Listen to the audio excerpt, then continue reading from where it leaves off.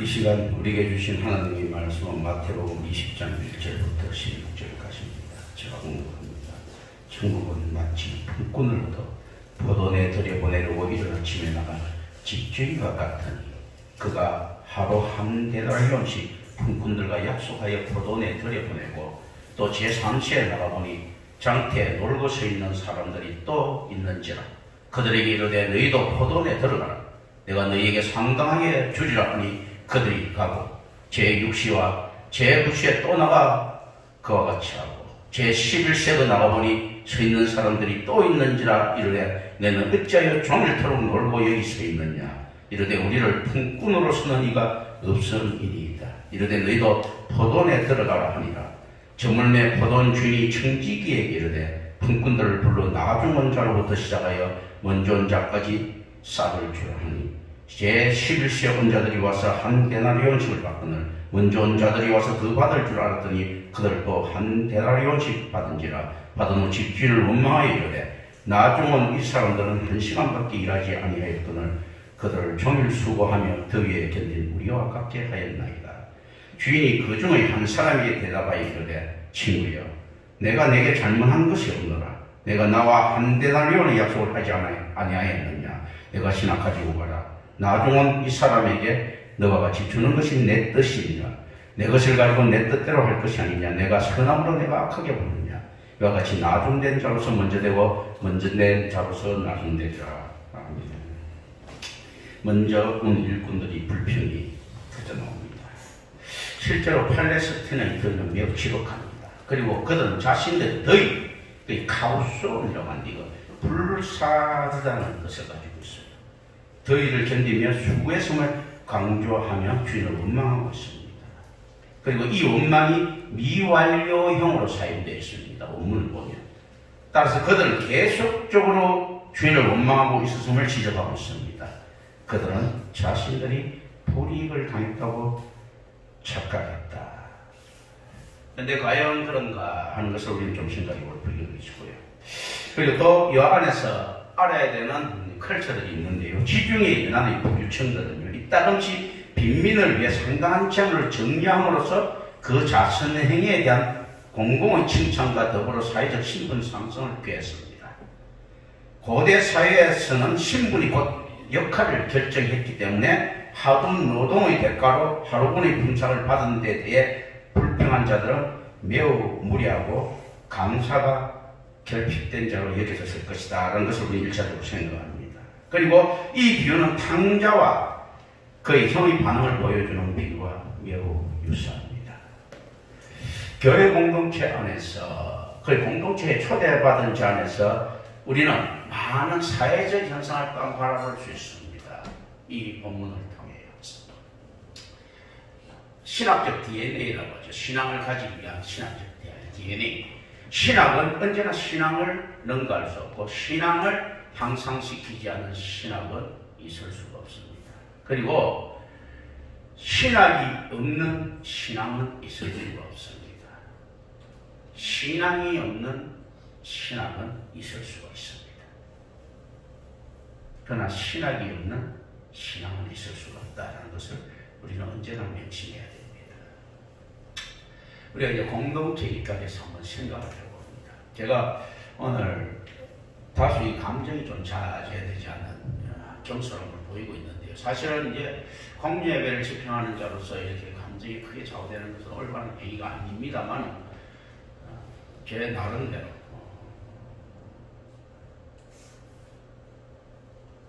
은혜와 사유에 대해서 사유 때문에 이제 이런 자꾸 이런 것들이 나옵니다.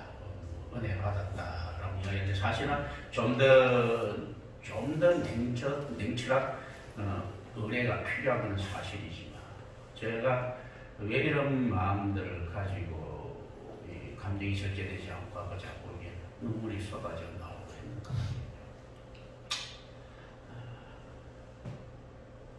설교 현장에서 저는 개인적인 이야기를 갖다 잘 안 합니다만은 이거 필요한 것은 하죠.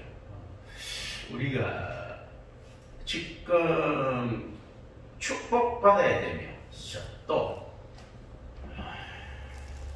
또 교회는 또 힘듦에 봉착되어 있는 좀 역설적인 사건들 때문에 그렇습니다. 임마누엘 교회가 법원 최초의 장로이자 예배의 동참자죠. 송강명 장로님이 지금 사령을 해명하고 계신데 이미 제가 볼 때는 그거는 이제 가능성은 없습니다만 이때 제가 생각을 한번 해봤습니다. 제가 전복성 권사님에게는 굉장히 미안한 이야기지만 항상 저한테 그 딜레마가 있었습니다.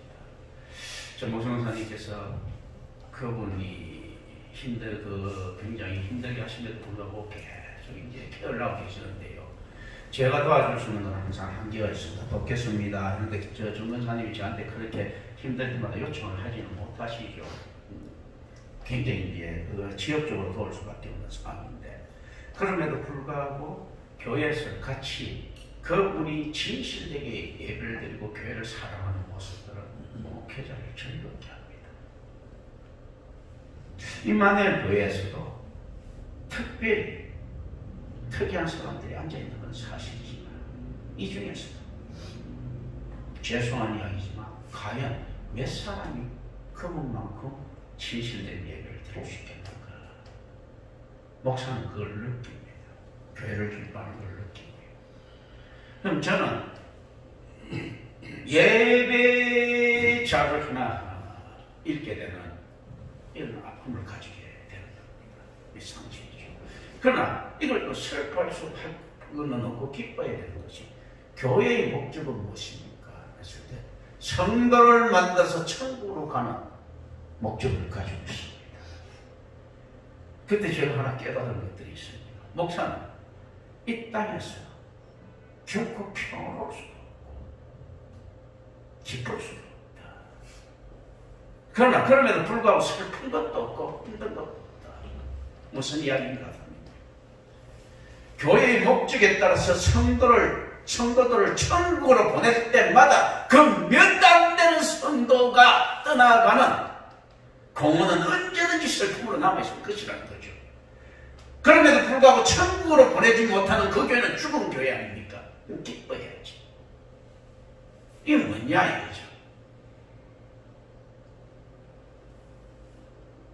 근데 감사의 조건으로 가면 좀 달라지겠죠. 목사는 어느 때라도 기뻐할 수 있다는 거죠.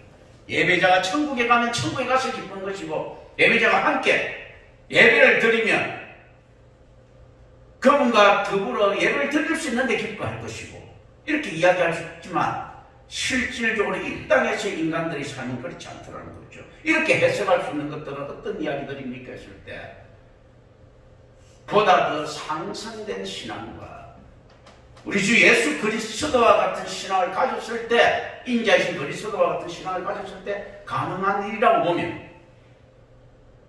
여전히 이 땅에서는 이 땅에 발붙이고 있는 우리는 고난의 삶을 힘든 삶을 살아갈 수밖에 없다. 하나님께서 엄청난 동력자 돕는 배필을 보내주셨을 때 그 기쁨도 있겠지만 그 돕는 배필이 떠나갈 때 그 힘듦도 있을 것이다. 그러나 그 역시 이제 기쁨인데 이런 생각을 제가 했습니다. 그러나 이것이 정당화될 수는 없겠다. 하나님 앞에서 슬픔을 집중시킬 때 나를 포도원에 와서 불평하는 자와 같이 서 있는 것은 아닌가 라고 생각했습니다.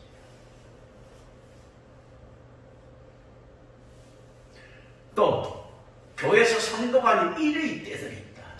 일의 때들이 있을 때 나는 그가 일인지 아닌지 모를 것이 분명한데 올바른 신앙을 가지지 못하고 이 교회에서 예배드리다가 죽어가는 자가 있다며 교회는 걸통 하나가 사라져서 좋을지 몰라도 그 영혼은 반드시 천국 가지 못하는데 과연 걸통 하나 없어져 가지고 목사 편한 것하고 영벌에 처해지는 그 자의 운명을 바꿀 만한 가치가 있을 정도로 내가 이 땅에서 받는 고난이 큰 것인가 했을 때 역시 슬프다.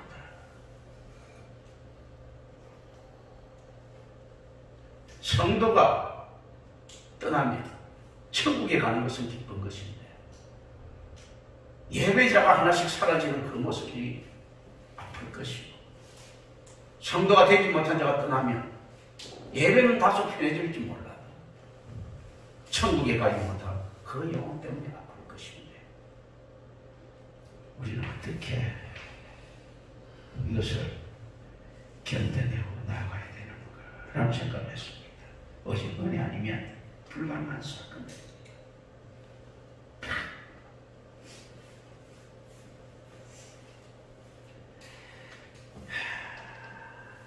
1례 참고로 제가 아마 송강명 장로님께서 소천하시게 되면 제가 반드시 천국 가는 확신을 가진 자 제가 설교할 수 있습니다. 죄송한 이야기지만 저희 부모님이 소천하셨을 때 저는 그런 자신감을 가지지 못했습니다. 왜냐하면 교회밖에 구원이 없다고 했을 때 그분들이 수도 없이 많은 교회를 지었고 도왔고 헌신했고 가난한 사람들에게 수도 없이 많은 돈을 빌려줬고 받지 않았고 이런 업적들은 있는 것은 사실이지만 올바른 교회 다닌 적이 있느냐 했을 때는 노거든요. 그런데 자신하지 못한다는 것은 그분들이 임마누엘 교회가 올바른 교회로 봤을 때 나는 전화 통화를 통해서 무엇을 통해서 대화를 할 때 복음 이야기를 제가 계속했을 것인데 그때 어떻게 반응했는가라는 것은 내가 이해할 수 있는 것들 밖에 있기 때문에. 그런데 송강명 장로님에 대해서는 저는 확신을 합니다. 우리 부모님에 대해서는 확신을 했습니다. 이런 것들 제가 만약에 나중에 장례배를 치러야 되는 것을 확실하게 제가 설교를 반드시 할 것입니다. 다른 사람이 다른 뭐 친지들이 왔던 그 생각을 해봤어요. 기쁜 일인데 슬픈 일이나 기쁜 일인데 힘든 일이죠. 묘한 성도의 지위가 묘합니다. 목사와 더불어 있을 때 기쁩니다. 그럼에도 불구하고 또 힘듭니다. 왜냐하면 언제까지 성도의 모습을 지닐 수 있을까? 내가 이분의 영혼을 책임지는 자리에 언제까지의 사역될 수 있을까?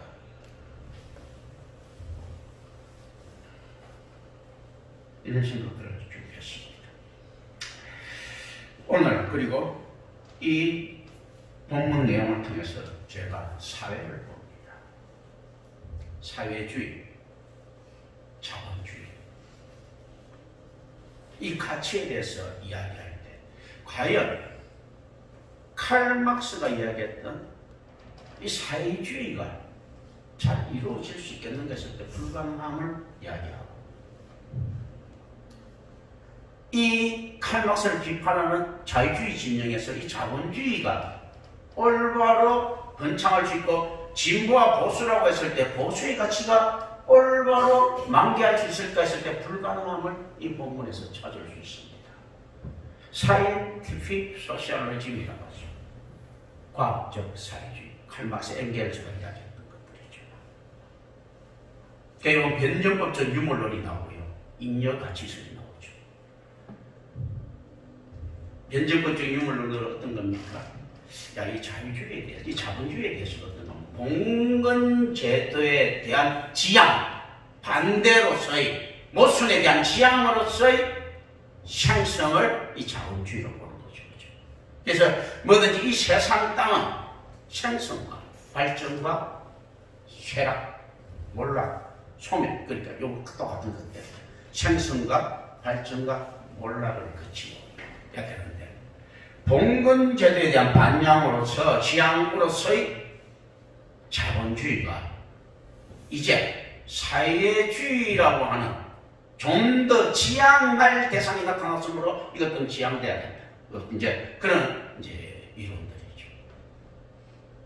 그런데 그러면서 잉여가치설을 이야기를 합니다. 잉여가치설 어떤 이야기입니까? 자본주의 시장은 노동력의 척지라고 하는 악의 꽃으로부터 삭도는 것이기 때문에 될 수 없다라고 이야기를 합니다.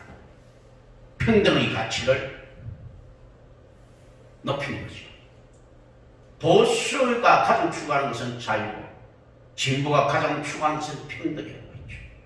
자, 평등의 가치라고 했을 때 그 사람이 살아갈 수 있는 한 데나리온을 같이 나눠 먹는 것인데 똑같이 한 데나리온이 필요했던 가난했던 자들이 모였는데도 이곳에서 과연 평등의 가치에 대해서 인정되고 있는 가 했을 때 안 되고 있다는 겁니다.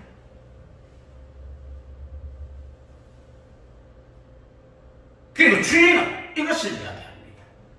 네 것이나 가지고 와라 라고 이야기를 합니다. 내가 너한테 무엇을 갖다가 약속을 어긴 것이 있는가 라고 이야기를 합니다. 진리에 대해서 우리가 생각을 해볼 필요가 있습니다. 이런 이야기들은 어떤 플로를 가질 필요가 없이 신학적 DNA로서 우리가 지구했는데 신앙을 가지기 위해서 똑같이 우리 같이 생각합시다.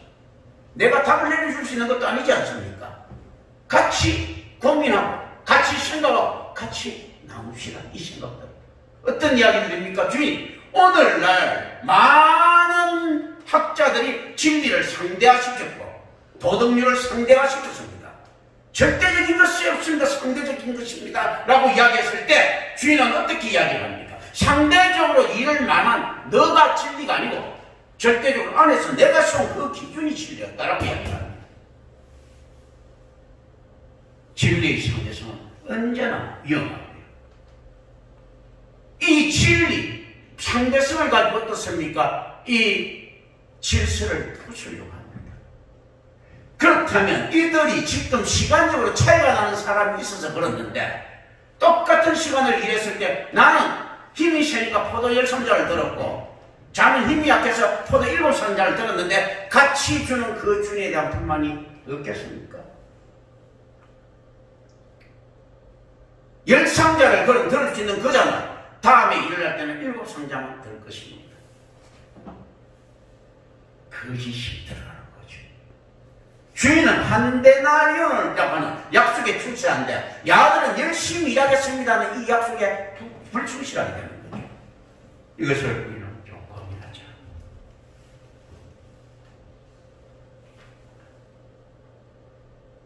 보수가 시향하고 있는 자유의 가치를 이야기합니다. 자유를 지키기 위해서는 어떠한 희생도 불가피하다고 이야기할 때 과연 평등이 없는 자유가 존재하겠습니까? 부분적으로 할당된 각기 다른 자유는 자유일 수가 있습니까? 방종도 자유가 아니고 질서 속에서 있어야 될 자유인데 과연 인간 사이에 그것이 가능하겠는가라는 것입니다. 이들이 이야기하는 것은 구분된 지위를 갖다가 주장할 것인데 그다음 평등화되지 않는 자유라는 것은 어떻습니까? 또 다른 속박입니다. 그리고 평등을 추구하는 진보의 모습들을 우리는 생각을 합니다. 자유가 없는 평등이 있을 수가 있겠습니까? 평등 속에 또 다른 계급이 존재한다면 평등될 수가 없습니다.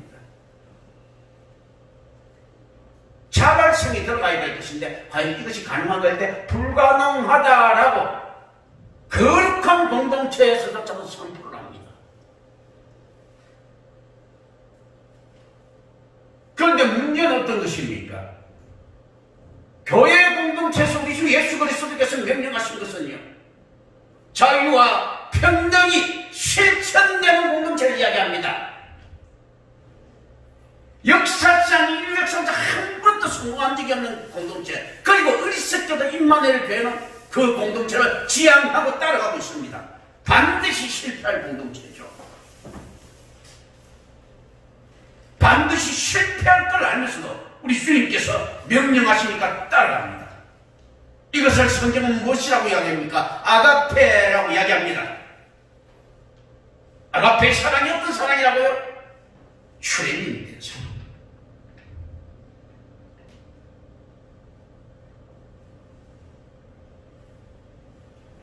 이 길을 같이 걸어가야 될 것인데, 여기서 우리는 어떤 희망과 소망을 볼 수 있는가?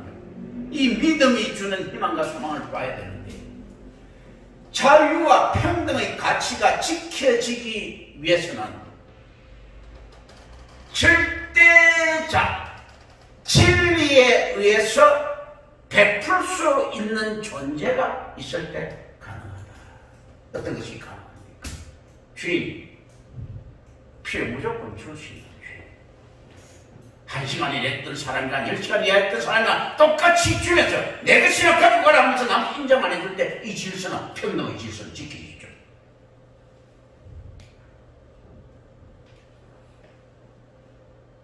그리고 니들도 들어가서 일을 해라 라고 했을 때 1시간 일해도 내가 수위 주겠다 했을 때요, 자유의 가치가 지켜지죠.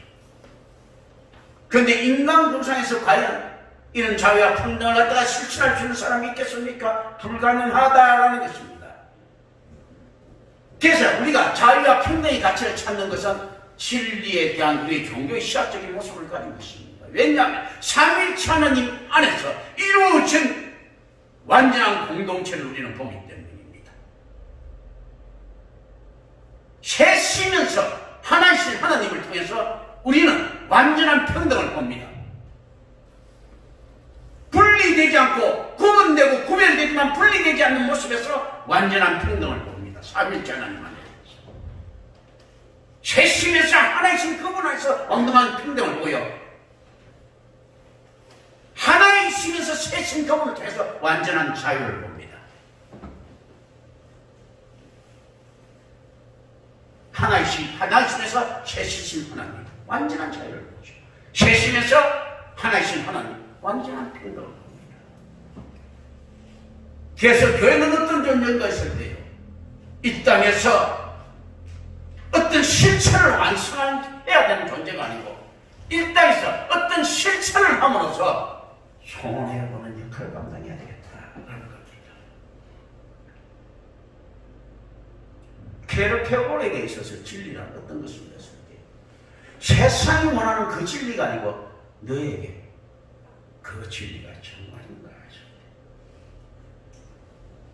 얼핏 보면 포스트 모던하고 닮아있죠. 그러나 그렇지 않습니다. 진리의 상대성을 이야기하는 것이 아니고 너가 생각할 때 그것이 진리라고 여겨지고 있는 것들이 있는가. 하나님과의 1대1 관계에서 이렇게 묻습니다. 그래서 그거는 신비적 단계, 윤리적 단계, 종교적 단계로 나누고, 종교적 단계도 종교 A 단계와 B 단계가 나눠지죠. 그래서 많은 사람들이 가면을 쓰고 허식을 뜰 때를 신비적 단계라고 하죠. 그런데 종교의 있기로서 반드시 단계를 거쳐야 된다는 거예요. 누구든지 신비적 단계를 거쳐야지만 윤리적 단계에 들어갈 수 있고, 윤리적 단계를 거쳐야지만 종교 A 단계에 들어갈 수 있고, 종교 A 단계를 거쳐야지만 종교 B 단계를 거쳐야 될 수 있다. 거칠 수 있다는 겁니다. 그렇다면 우리는 언제나 처음에 뭐로부터 출발하는가 하면 가식덩어리로 출발해야 된다는 겁니다.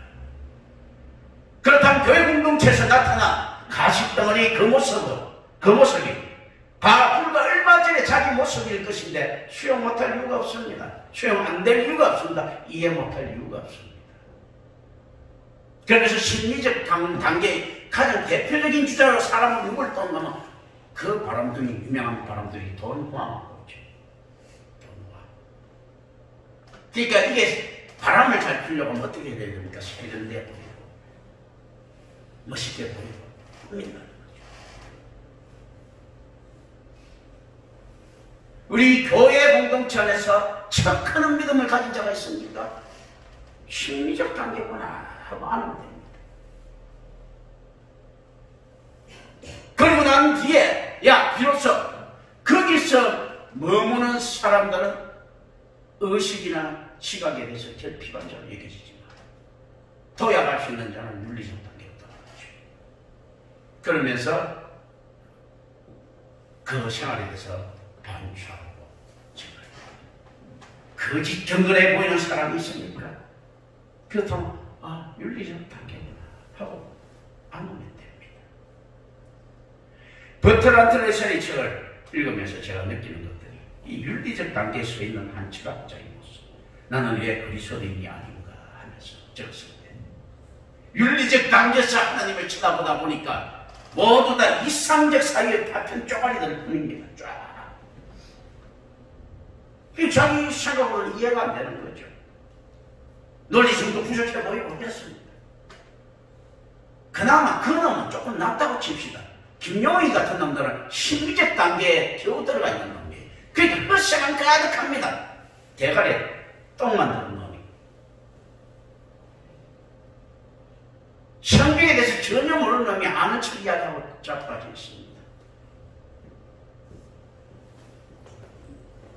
왜 그러냐면 이 가식들이 보편성을 갖다가 윤리적 단계는 도덕적인 보편성이라고 갖고 있는데 이놈은 그리스도교를 공격하는 목적이 자기 명성을 얻기 위한 것이다 보니까요.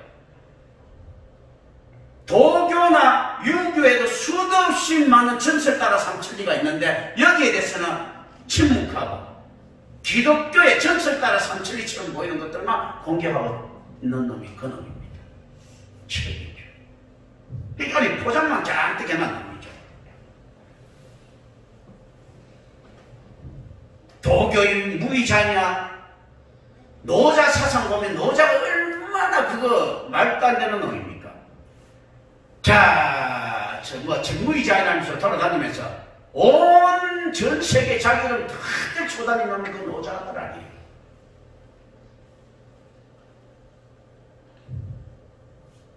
그 당시에 정말로 이름 없이 빚도 없이 살겠다고 생각하며 인터넷도 안 발달된 시대에 처박혀 살면 아무도 모릅니다.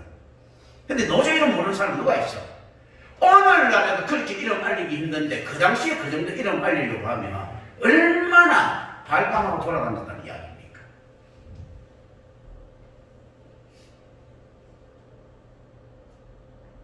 공자 같은 경우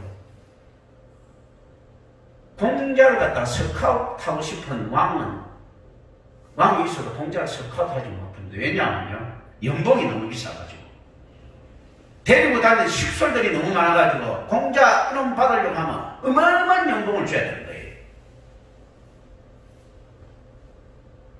그 말도 안 되는 허세에 가득한 이야기들이 가득합니다. 이런 모순들을 갖다 지적하지 더 많은 수도 없이 많은 모순들이 있죠. 보면 공평성, 형평성을 읽고 기독교의 공격이 피상적이고 진리적으로 틀렸다 하더라도 그게 실제로 그렇게 다 차차고 나서도 똑같이 이것들의 모습을 이야기하면 이 모습도 이야기할 수 있어야 되는데 자기 눈에 덜보는 못 보고 자꾸 티를 켜내는 이런 형태를 가지고 있다면 이게 심리적 단계에서 벗어나지 못한 놈 아니고 뭐기 쓰겠습니까? 어쩌면 그 단계도 못 들어갈 놈일 수도 있어요. 김종이라는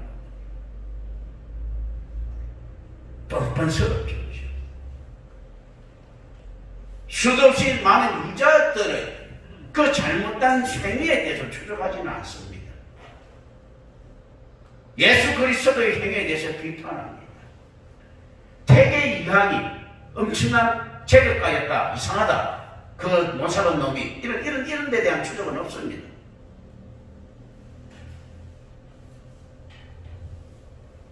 태계 이항의 삶이 이게 좀 은혜일치가 안 되는 삶 아닌가? 나중에 보면 그 엄청난 재력가고 이런 데 대한 고민은 없습니다.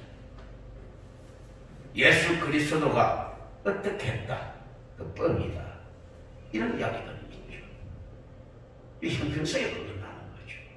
이렇게 된다면 그건 허세에 가득한 심리적 단계에서 벗어나지 못했기 때문에 그런 자들은 결핍된 사고를 내놓을 수밖에 없다라는 것을 우리 좀 생각해 볼 필요가 있습니다.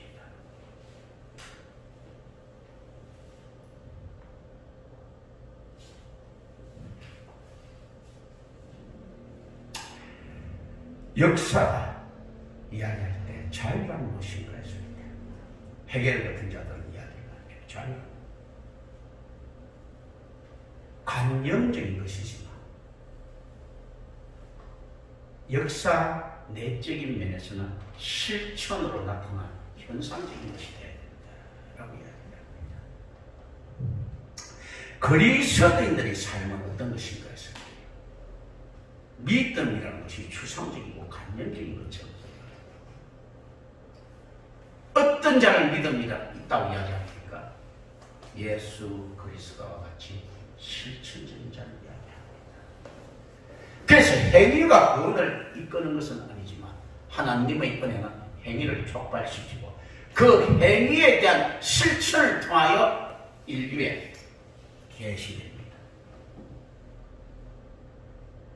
다윗이 믿음을 가졌다는 것은 추상적인 것입니다.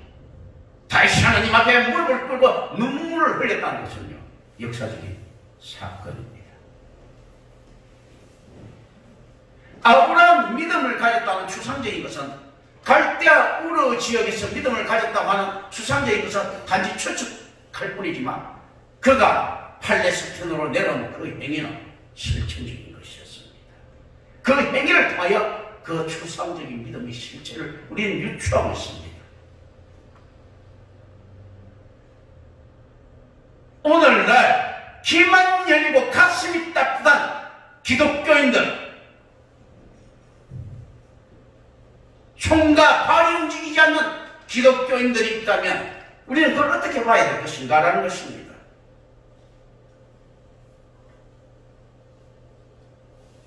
오직 믿음만으로, 오직 은혜만으로 구원을 얻는 것은 확실하지만 하나님의 은혜는 실천의 공명, 리사운드를 반냥, 공명을 일으키더라는 이야기죠. 리소넌스하고 리사운드하고 이것들을 일으킨다라는 겁니다. 여러분은 지금 과연 어떤 위치에 서 있습니까? 기독교가 과연 추상적인 도덕 종교입니까? 그렇지 않나 삶과 죽음의 기로에 놓여있는 극단적인 것을 요구하고 있는 철저하고 치열한 영적 전쟁을 수행하고 있는 그 종교입니까? 우리 주님께서는 이야기하십니다. 차갑구나. 주인은 하루 종일 일한 사람 중 한 사람을 친구여라고 부드럽게 부르면서 그의 불평에 대답합니다. 주인의 대답은 두 가지 주장으로 이루어지고 있습니다. 주인은 최초의 약속 조건을 지켰기 때문에 자신의 지불이 정당하다는 것, 그리고 나아온 사람들에 대한 배려는 자신의 것을 가지고 호의를 베풀고 싶어하는 주인의 뜻이라는 것. 결국 뭡니까? 은혜라는 거예요. 오늘날 우리 주님께서 똑같이 물으십니다. 세상에 선택된 자와 유기된 자가 있는데 이걸 갖다 어떻게 말도 안 되는 소리 아닙니까? 내가 너를 내 뜻, 내가 유기시킨 적이 있는가 했어요. 모두 다 은혜를 내려줬다는 거죠. 그런데 너희 악함으로 인해 가지고 내 것이나 가지고 가는 자들, 하나님께서는 다 지불했는데 내 것이나 가지고 가는 자들을 내 것이나 가지고 가라 해서 보냈을 때 이 주인이 잘못했는가? 그렇지 않죠. 받을 자격이 없는 것을 자, 이걸 받아가야 하는 이 주인의 자성과 자비, 이 은혜가 주인의 행동을 선하지 못하게 만듭니까? 아니라는 겁니다. 선택된 자들은 어떤 자들인가 했을 때요, 구원받지 못할 자들을 구원하시는 하나님의 사랑입니다. 이 사랑의 하나님이 하나님의 속성을 표현하는데 잘못됐습니까? 그럴 수 없습니다. 유기된 자들은 어떻습니까? 마땅히 벌받아야 될 자들을 처벌하시는 하나님의 공입니다. 실세의 하나님께서 공의를 지키시고자 하는데 이것이 잘못됐습니까? 아닙니다. 성경은 우리에게 이렇게 말씀하시고 계십니다. 내 것이나 가지고 가라라는 말을 듣지 않게. 내 것이라는 것은 무엇입니까? 이 땅에 우리의 것이 있습니까? 기독교인 아니라도 압니다. 공수에 공수로, 그거 공수고 빈손으로 왔다 빈손으로 간다. 압니다. 그죠? 어떻게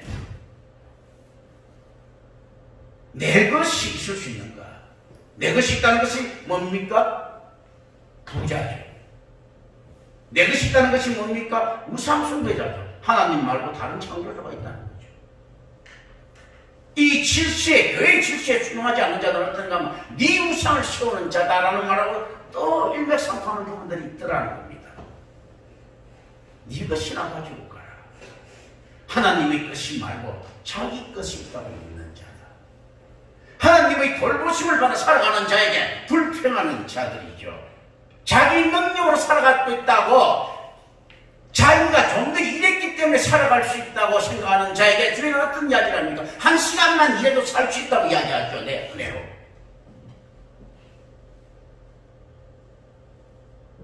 그런데 이들은 이야기하죠. 한 시간을 일하는데 어떻게 삽니까? 나처럼 일해야 살지요라고 이야기를 하죠.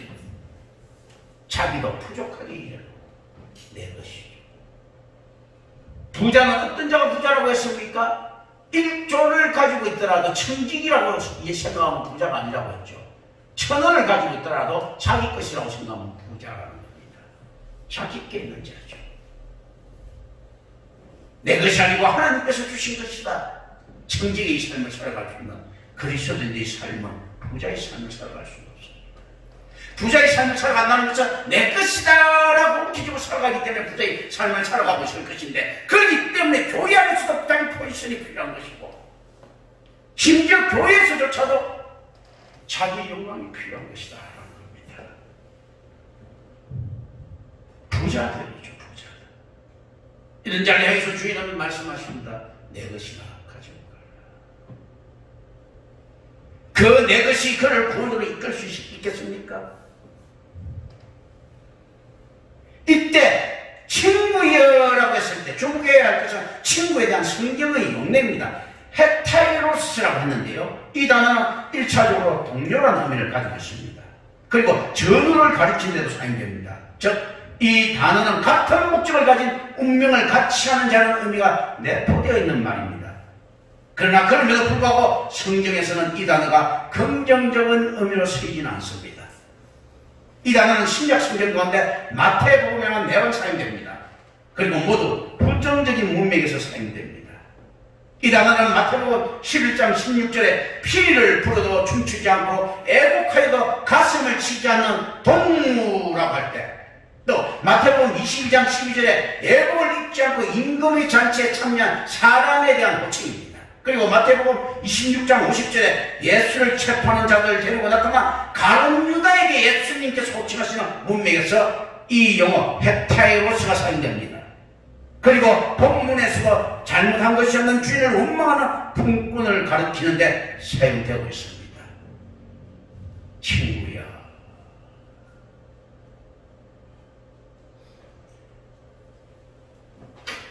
우리는 교회에서, 엉터리 교회에서도 많은 형제 자매야 하면서 서로 쳐다봅시다, 서로 인사합시다, 우리 구원받았습니다, 당신은 그 사랑받기에 충분한 사람인가, 이런 식으로 가스펠송을 부르고 합니까?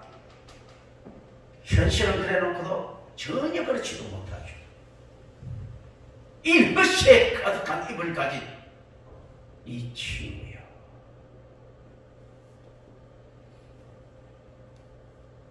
광란의 의식에 몸을 바뀌어 자기 감정을 주체하지 못하는 그 가짜 자선들, 심리적 단계죠. 주인은 묻습니다. 내가 악하게 보느냐?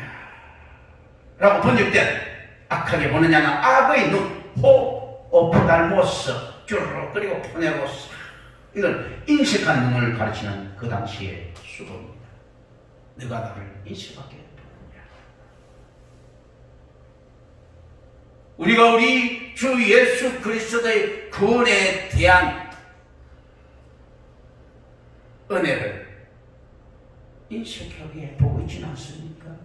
많은 신학자들조차도 지금 이야기합니다. 에휴, 다 구원받습니다. 주님이 사랑은 크고 넘쳐서 다 구원받지, 편협되게 그렇게 선택, 유기, 이거 말도 안 됩니다 라고 이야기합니까? 선택하시는 하나님의 행위를 인색하게 봅니까? 악의 눈으로 봅니까? 구원받지 못할 자를 구원하시는 그 하나님의 자비는 보이지 않고 모두 다를 구원 안 시켜주시는 그 하나님을 인식하게 봅니까? 주인의 너그러움 때문에 인식하는 자가 된다는 공격은 매우 굴욕적인 것입니다.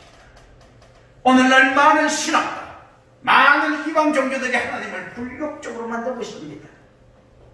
수없이 많은 목회자들이 하나님을 굴욕스럽게 만들고 있습니다. 여기에서 제기되는 두 가지 질문은 무가치한 사람들에 대한 은혜를 전제하고 있습니다. 자격 없는 사람들을 선대하는 이 은혜는 무엇입니까? 주인의 절대적인 권리. 우리 모두 자격이 있어 천국 가는 것은 아니다. 주인의 절대적인 권리에 의한 은혜 때문에 가는 것이다 라는 것은 우리 고백입니다. 따라서 이 비유는 하나님의 선하심과 자비에 가는 것입니다. 우리는 어떻게 구원받습니까? 예수 잘 믿어서 구원받습니까? 오케이. 올바른 믿음 가져서 구원받습니까? 오케이. 그런데 어떻게 그 깊숙한 곳에 쳐다가 보니까 어떻습니까? 하나님과 하나님의 선하심과 자비에서 구원받더라는 겁니다. 그래서 구원은 하나님의 사역이고 그것도 단독적인 사역이다. 우리가 어떻게 구원받습니까? 죄인 우리가 하나님의 선하심과 자비 때문에.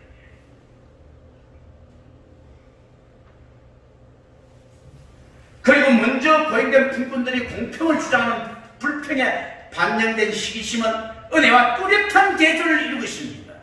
하나님의 은혜가 이 땅에 넘칠 때 어떻습니까? 은혜를 거부하는 자들이 나타납니다.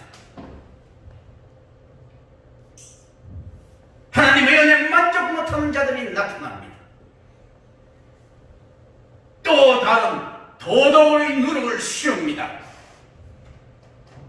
수십 많은 교회가 도덕의 누룩을 씌워서 그럴듯하게 보이는 신비적 단계를 만들어 놓으니까 동후왕이 천몇 명을 유혹한 것처럼 성도라고 거짓말하고 싶어하는 흑색 가상 그 덩어리를 유혹해가지고 만문을 쌓아놓고 올바른 교회를 핍박하고 있습니다. 따라서 잘못된 교회에 들어가서 올바른 교회를 찾지 못하는 자들이나 찾아도 출애굽하지 못하는 그들 모르는 어떤 것입니까? 하나님을 매우 굴욕스럽게 만드는 자들입니다.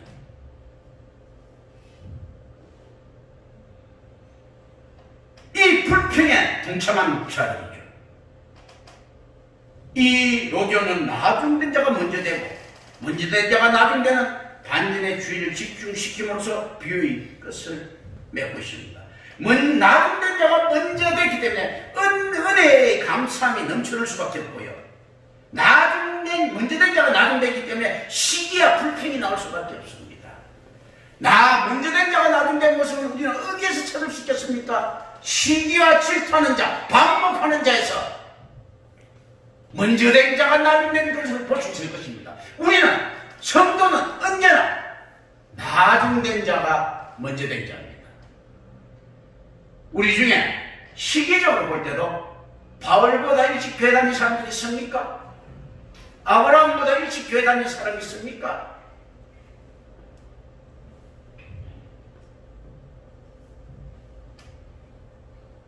우주적인 교회 안에서 우리는 언제나